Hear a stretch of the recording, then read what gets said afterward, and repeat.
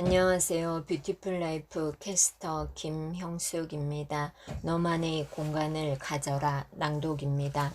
어릴 때 나만의 방을 갖는 게 소원이었습니다. 이남 이녀 중 셋째인 제게 방이 따로 주어질 가정 형편은 아니어서 늘 형의 방에서 형과 함께 지냈습니다.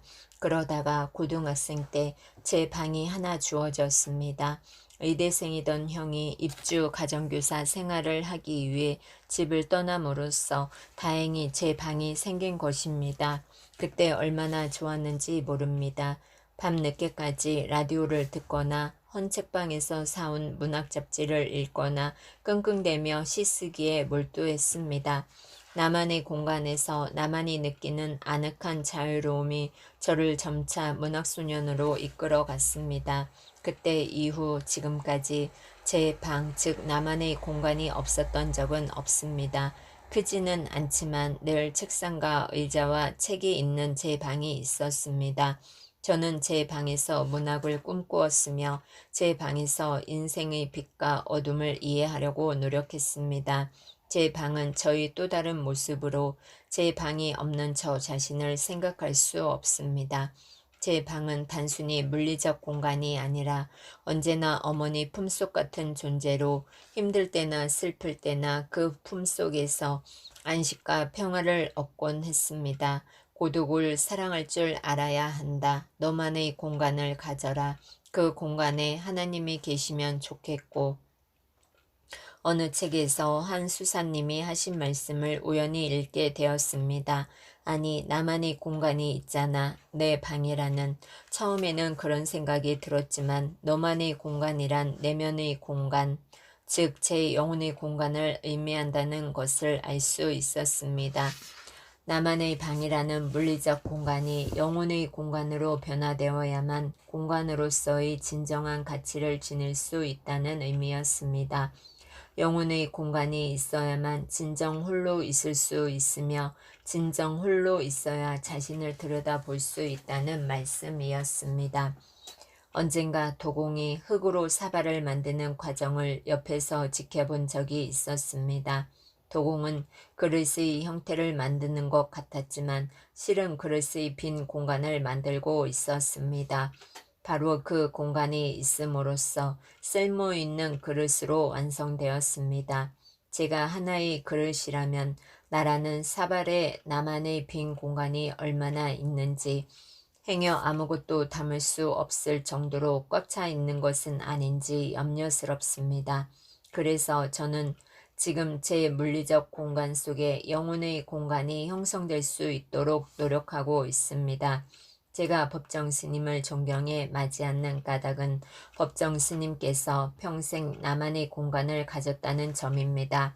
법정 스님은 순천 송강사에 계실 때는 불이람에 홀로 계셨으며 입적하시기 전까지는 오대산 어느 오두막집에 홀로 기거하셨습니다. 왜 그러셨을까요? 그것은 자기만의 공간을 가지기 위해서일 것입니다. 자기만의 공간 속에 있어야 내면이라는 공간을 들여다볼 수 있고 그 공간을 들여다볼 수 있어야 고독과 만날 수 있기 때문일 것입니다.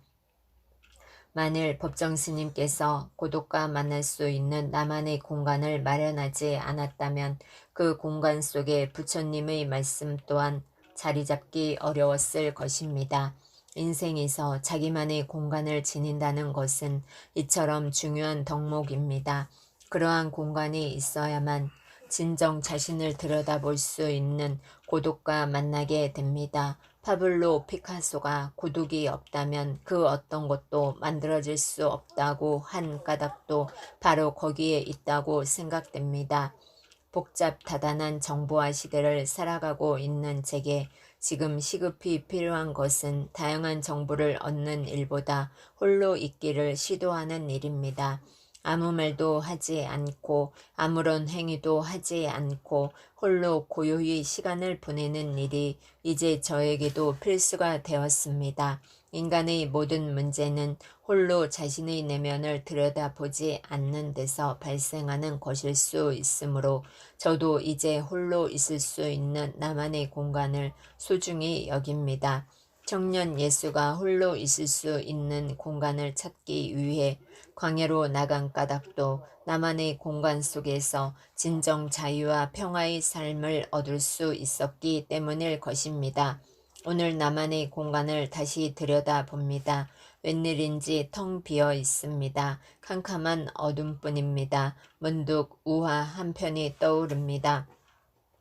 어둠을 싫어하는 왕이 있었습니다. 어느 날 왕은 어둠이 몰려오는 저녁이 되자 몽둥이를 꺼내 어둠을 내리쳤습니다. 그러나 아무리 몽둥이로 내리쳐도 어둠은 물러가지 않았습니다. 왕은 많은 군사들을 풀어 칼과 몽둥이로 어둠을 내리치도록 명령했습니다. 그러나 군사들이 어둠을 내리쳐도 어둠은 물러가지 않았습니다. 왕은 속이 상했습니다. 어둠에 대한 분노가 치밀어 올랐습니다.